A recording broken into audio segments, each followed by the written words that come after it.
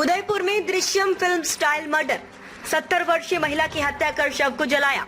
आरोपी रमेश से हुए चौंकाने वाले खुलासे। उदयपुर जिले के फतेहनगर क्षेत्र में एक सनसनीखेज हत्या का खुलासा हुआ है, जिसमें 70 वर्षीय बुजुर्ग महिला की हत्या कर उसका शव जलाकर ठिकाने लगाया गया। आरोपी ने ये पूरी वारदात फिल्म दृश्य और टीवी शो क्राइम पेट्रोल से प्रेरित होकर की थी। आरोपी ने महिला के गहने देख लिए थे, इस कारण उसे हत्या कर लूटने के इरादे से वारदात को अंजाम दिया।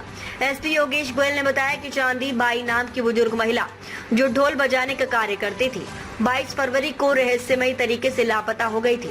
परिजनों की शिकायत के बाद पुलिस ने गुमशुदगी दर्ज कर तलाश शुरू की।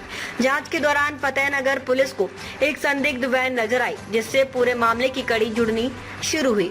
पुलिस पूछताछ में सामने आया कि आरोपी रमेश लोहार ने फिल्म दृश्यम और क्राइम पेट्रोल से प्रेरणा लेकर महिला के गहने लूटने के लिए हत्या की पूरी साजिश रची। 22 फरवरी को उसने चांदी बाई को अपने वैन में बैठाया और 4 घंटे तक इधर उधर घुमाया, फिर लोहे के पाने से सिर पर वार कर हत्या कर दी। हत्या के बाद आरोपी ने शव को डंपिंग यार्ड में ले जाकर पेट्रोल डालकर जलाया और शव के अवशेष घोसुंडा बांध में फेंक दिए। आरोपी ने ये सब सोच समझकर किया ताकि कोई सबूत न बचे। पुलिस ने आरोपी से घटना स्थलों की निशानदेही करवाई और वीडियो भी रिकॉर्ड किया है। फतेहनगर थाना पुलिस की सूझबूझ और टेक्निकल जांच के चलते ये सनसनीखेज मामला सामने आया। आरोपी को गिरफ्तार कर लिया गया है और उससे पूछताछ कर रही है।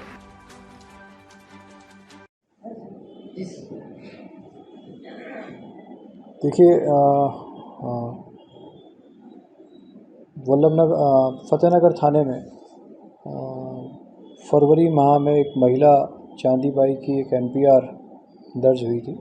चांदी बाई बेसिकली ढोलक बजा के अपना जीवन यापन करती थी और अकेले रहती थी। इसी महिला का एमपीआर दर्ज होने के पश्चात जांच के दौरान ये पता लगा कि इस महिला का अपहरण किया गया और अपहरण बेसिकली एक रमेश लोहार ने लूट के इरादे से इसका अपहरण किया। अपहरण करके और लूटने के उद्देश्य से और साक्ष्यों को मिटाने के लिए और किस तरह से अपराध से बच जाए, उस दृष्टि से उसने दृश्यम फिल्म और क्राइम पेट्रोल देख करके किस तरह से साक्ष्यों को मिटाया और मिटा करके इस पूरे जघन्य हत्याकांड से अपने आप को बचाने का प्रयास किया। लेकिन मनीष कुमार जो आईपीएस ऑफिसर हैं, मावली के अभी प्रेजेंट में सहायक पुलिस आयुक्त हैं, जो इस केस के अनुसंधान अधिकारी रहे, उन्होंने पूरी तत्परता से साइंटिफिक इन्वेस्टिगेशन करके किस तरह से इस पूरे मर्डर का खुलासा किया, मनीष जी आपको एक्सप्लेन करेंगे। देखिए, 22 फरवरी 2025 को चांदी बाई नामक एक वृद्ध महिला जो कि ढोल बजाने का काम करती थी, उसको आखिरी बार देखा गया था। 23 फरवरी 2025 को जब वो वापस लौट कर अपने घर पर नहीं गई तो उनके रिलेटिव द्वारा फतेहनगर थाने में एक मिसिंग पर्सन्स रिपोर्ट दी गई थी। 2 माह तक पुलिस ने छानबीन करी, परंतु कुछ इसमें फैक्ट नहीं सामने आने के उपरांत मार्फत सीओ ऑफिस के एक एफआईआर दर्ज करवाई गई थी शक के बिना पर, जब कुछ ऐसे फैक्ट सामने आए थे कि कोई सिल्वर वैन, मारुति वैन लेकर के कोई व्यक्ति आया था और उसके साथ चांदी बाई जा सकती है। इस कड़ी को पकड़ करके हमने आगे इन्वेस्टिगेशन स्टार्ट किया और काफ़ी साइंटिफिक एविडेंस जब हमने लिए, टेक्निकल एनालिसिस किया, तो वो ये निकल कर के आया कि जो सिल्वर वैन थी वो एक रमेश लोहार नाम के व्यक्ति की थी और आखिरी बार 22 फरवरी 2025 को रमेश लोहार के साथ ही चांदी बाई को देखा गया था।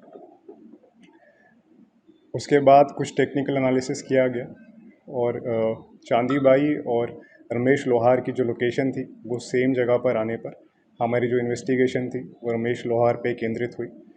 उससे हमने साइंटिफिकली पूछताछ करी तो उसके बाद उसने कई खुलासे किए। उसने ये बताया कि वो दृश्यम मूवी से प्रभावित होकर के और क्राइम पेट्रोल जैसे जो सीरियल्स हैं उससे प्रभावित होकर के उसने 9 जनवरी को एक ये प्लान बनाया था। 9 जनवरी को रमेश लोहार के घर पे एक सामाजिक फंक्शन था जिसमें कि चांदी बाई ढोल बजाने गई थी और आम तौर पे चांदी बाई जब भी किसी ऐसे फंक्शन में जाती थी तो वो अपने गहने पहन के जाती थी, 9 जनवरी को जब रमेश लोहार ने चांदी बाई को देखा तो उसने रॉब करने का, उस लूट करने का और हत्या करने का प्लान बनाया। 22 फरवरी को रमेश लोहार ने करीबन 4 बजे चांदी बाई को फ़ोन करके अपने घर के पास रहने के लिए कहा और अपनी सिल्वर मारुति वैन ले जा करके चांदी बाई को उसने पिकअप किया। पिकअप करने के बाद करीबन 4 घंटे वो चांदी बाई को अपने वैन में लेकर के घूमा। वैन में लेकर के घूमने के बाद जब अंधेरा हो गया, अंधेरा होने के पश्चात फतेहनगर चुंडावत खेड़ी के पास जा कर के उसने लोहे के पाने से चांदी बाई के सर पे हमला किया। वृद्ध होने के कारण चांदी बाई जब अनकॉन्शियस हो गई, उसके बाद उसने चांदी बाई का फ़ोन बंद किया, उसके गहने लूटे, उसका जो भी सामान था वो सारा सामान उसने बाहर फेंक दिया जंगल में और उसकी जो लाश थी उसको अपने वैन में ले जा करके फतेहनगर में एक कचरा डालने का जो डंपिंग यार्ड होता है वहाँ ले गया। वहाँ पे लाश को ले जा करके उसने रात में डाल दिया। उसके ऊपर जो कचरे में जो प्लास्टिक थी, जो रैक्सिन था और जो भी कचरा आदि था वो लाश के ऊपर डाला। जो सूखी लकड़ियाँ थी उसको भी लाश के ऊपर डाला और उस कचरे में उसने आग लगा दी। ऐसा करने के उपरांत जो भी गहने उसने लूटे थे उसको भी उसने डिस्पोज करना चाहा। कुछ सोने के मादलिये थे चांदी बाई के, जिसको कि जो ये रमेश लोहार एक आर्टिफिशियल ज्वेलरी का काम करता था और ये काम करने के कारण इसके पास गैस गन थी।